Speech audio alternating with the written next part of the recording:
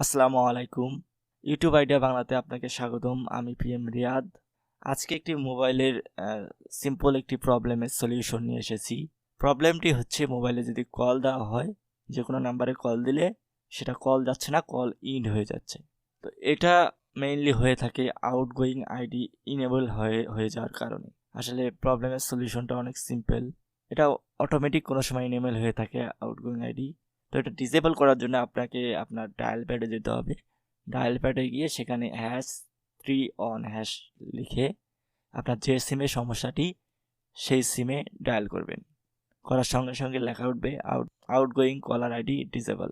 এটা লেখা ওঠার সাথে সাথে আপনি আবার কল দিয়ে দেখবেন, কল যাবে। আশা করছি প্রবলেমটার সমাধান পেয়ে গেছেন। এই ছিল আজকের ভিডিওটি ভালো লাগলে লাইক, কমেন্ট, শেয়ার করতে ভুলবেন না এবং আমার চ্যানেলটি সাবস্ক্রাইব করে পাশে থাকা বেল আইকনটি অন করে দিবেন নতুন নতুন সব টেক রিলেটেড ভিডিও পাওয়ার জন্য। ধন্যবাদ।